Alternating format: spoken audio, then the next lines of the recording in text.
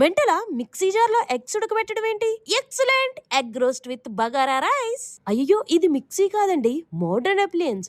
దీనితో అన్ని రకాల వంటలు ఈజీగా చేసేయచ్చు.